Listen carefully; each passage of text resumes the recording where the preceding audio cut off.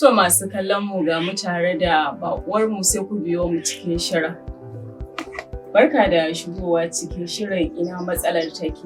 Matsala gaskiya anda take matsala an riga. Mama kafin mu ji matsalar za mu so mu ji sunanki da kuma nan a wace gari miki. To nan a garin Gumel. Suna? Ai. To kuma muna cikin garin Gumel. Kuna cikin garin Gumel. Na'am. To mama duba da zamaninku ana aurar da ku kuna da shekara 13 zuwa 15 kuma a kai ku wasu ma ba su san mijin ba sai ran da aka kai su gidan za su san mijin nasu sai kuma ya kasance a wannan zamani da muke ciki mu za mu fito da mijin mu ce wa iyayenmu mun ji mun gani shi muke so. To ku a lokacin da ake aurar da ku ba ku san mijin ba kuke haƙuri ku je ku zauna da mu yanzu da muke kawo mijin mu ce shi muke so kuma mu zo mu ki zama to menene matsalar kuma me yake kawo? Akwai matsaloli fa da yawa.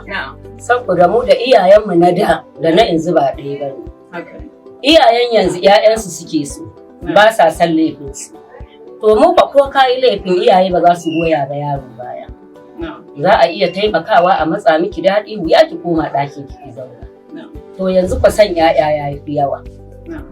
Kin ji duk abin da yake taɓarɓarewa lamarin zaman aure da rashin haƙuri.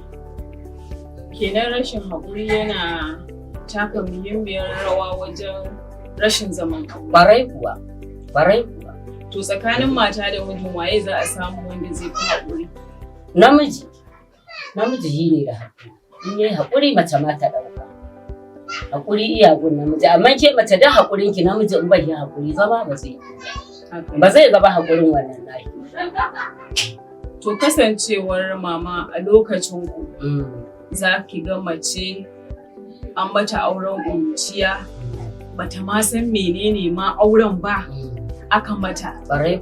Kuma sannan da aka kai ta tana wannan guje-gujen da ake yi ba sa son zama su gudu a dawo da su gudu a dawo da su har dai Allah ya sa ma a zauna ka zaune ɗakin ka ba. Sai ki ga mace ta yi shekara 30 batta ma da fuskar da za ta samu ta zo ta ce wa mamanta ko babanta ita fa mijin yana mata ga abin da aka yi babu. Na'am. To me yasa su tarbiyya suka fi na yanzu ko kuma hankali suka fi na yanzu ko kuma dai wani sirri ne da mu ba mu sani ba? Wallahi tarbiyya ce ba ɗaya ba. Ke kanki yanzu a zamanin ki na yanzu ma kar a kai na da za ki ga da yayin ku da wannan yayi da muke ciki ba ɗaya bane. Akwai bambanci. Kenan ya kasance a wancan zamanin tarbiyya ne na mutane da yawa. Ƙwarai fa tarbiyya. Cikin gidanku za a maka. A makwabta za a maka. Yawwa abokan iyayenka za su maka. Haka yake wannan. Wanda yanzu kuma sai aka samu bambanci. Iyayen ne za su bayar su ma ba sa bayarwa. Ƙwarai fa kana kallo dan uwanka he yake hidda abin duniya baka isa baka hana shi. To kin ga idan ka ce zaka hana kai he a gaban kinka sai a gale. To a nada ku kin ga babu. Abokin ubanka ya isa ya yanke hakunci. Kawar uwarka ta isa ta yanke hakunci. To yanzu faɗa a ƴan uwa ma babu wannan.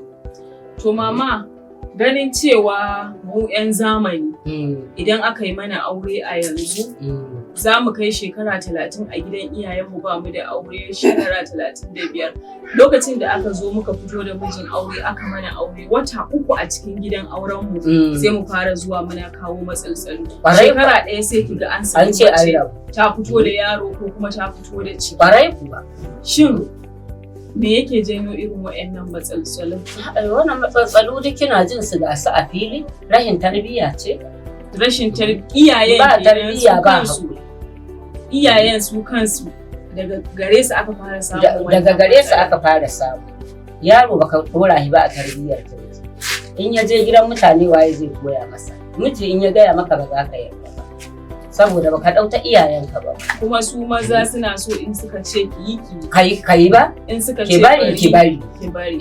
To kin ji da ake samun sabani. Kuma a lokacin ku za ki ga sai dare kuke fita unguwa. Ƙwarai fa, dare. Amma mu yanzu da sassafe ma za mu fice. Tsakiyar rana ma za mu fice. To ba za ka da ba tsakar dare. To mu ka biki isa ba magariba ma bata miki ba kina kofar ɗaki. Ba a yi. da abu ya taɓarɓare. Wannan shine abubuwan da suka janyo ake samu. Ƙwarai fa ake shan wahala. Da mutuwar aure. Ake shan wahala. To wani irin a duba da yanayi, duba da ganin cewa kin ga shekaran jiya kin ga jiya kuma yau din ma gaki da ke ana cikin ta haka yake. Wani irin shawara zaki bayar musamman yara mata ko kuma iyayen yara mata?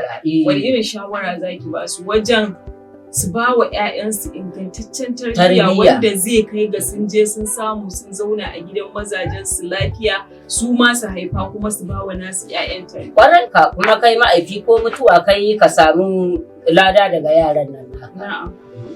Tarbiyya ɗaya ce kawai, mace ta yi haƙuri ta zauna a ɗakinta. Ko iyaye kan Allah ya sa ku rabu da yarinya ake mata jawabi. Ana ba ta tarbiyya. A nuna mata aure ibada ce.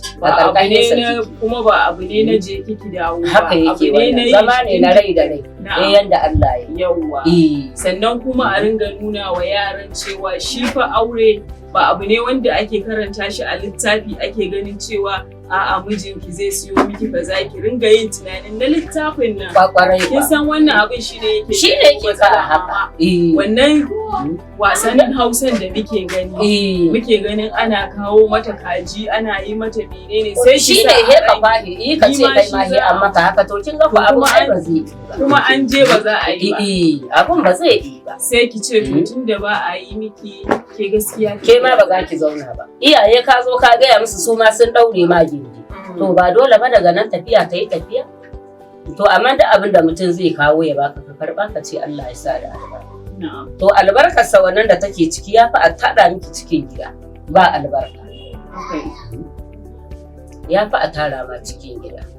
To masu kallon mu muna cikin garin Gumel dai inda muke tattaunawa da Malama Aisha, inda muka ji yadda take nuna mana cewa sakaci ake samu daga iyaye wanda su iyayensu na da sun yi matukar kokari wajen ba su tarbiyya, sannan su ba su san ma menene soyayya ba, su dai ana aurar da su ne kuma su je su zauna kuma su yi haƙuri kuma su yi irin abin da suka ga mahaifiyarsu ta yi a gidan babansu, wanda a yanzu kuma yanda 'ya'yan yanzu suka ga iyayensu suna yi a gidan babansu su ma shi suke zuwa su je su daura a gidan mijinsu, wanda su kuma mazajen yanzu ba za su jure ba, ba za su dauka ba, sai ki ga kwana 2 kwana 3 ya ce ki dawo gidan kwarai.